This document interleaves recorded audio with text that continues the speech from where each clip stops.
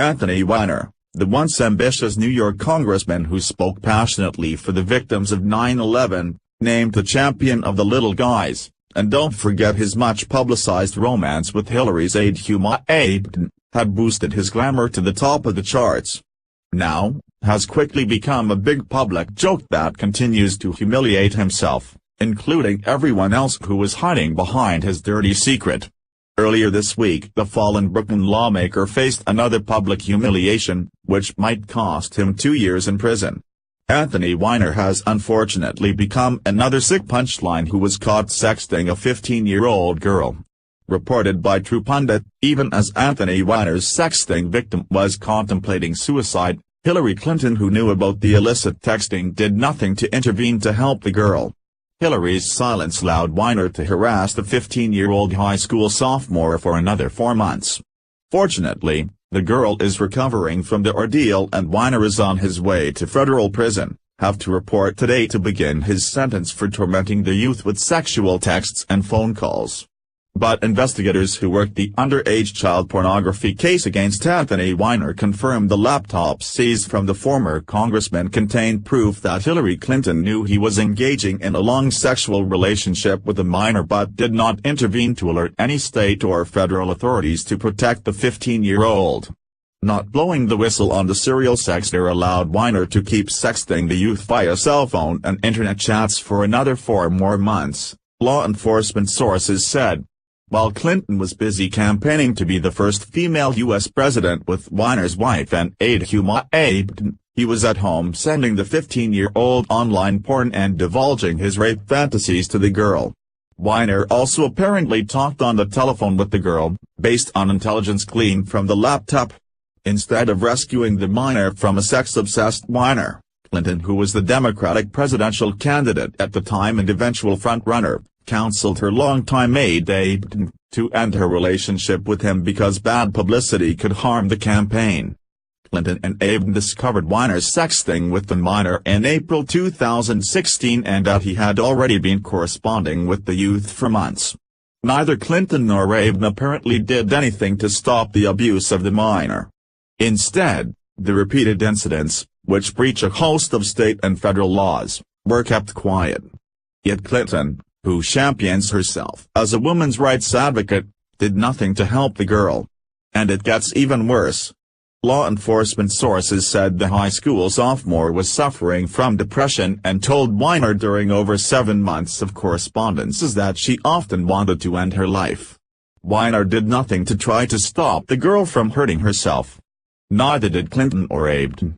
All the is warehoused on Weiner's silver Dell Inspiron 157000 laptop, which the FBI obtained via search warrant in October 2016, law enforcement sources said.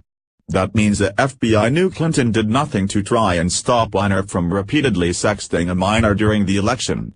And the FBI likewise has apparently done nothing since the election to charge, or even question, Clinton for what appears to be intentionally endangering a minor entangled in a child pornography case. Ex-FBI Director James Comey previously said his agents combed Weiner's laptop prior to the election and found no evidence indicating Hillary Clinton had engaged in any criminal conduct. Somehow, Comey and his understudies were able to comb through over approximately 600,000 emails and files on the computer in a mere week. Yet found nothing linking Clinton to the Weiner child pornography case. That information does not jibe with law enforcement sources. According to their intelligence, there was discussion of charging Clinton with New York statutes for not alerting law enforcement that a minor was being repeatedly exploited.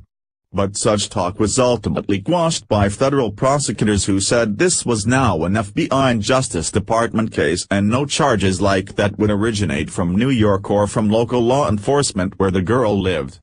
Former U.S. Attorney Preet Bharara, who presided over the New York probe, kicked the can down the road to avoid implicating Clinton during the election, law enforcement sources said. It was clear that Clinton was to get a free pass, although Knight said investigators held out some hope she would be charged after the election, especially when she lost. That never happened because she was insulated by Bharara, who was jockeying to become the next U.S. Attorney General if Clinton won the White House. They, feds, sat on it, one night source said. Fucking disgraceful. Some of the facts that Abe, Clinton and the FBI apparently intentionally squelched include, Weiner coaxed video chats in which he asked the girl to undress and touch herself and repeat his name out loud. The girl told Weiner that she was a sophomore in high school and trying to get a learner's permit to unlearn how to drive.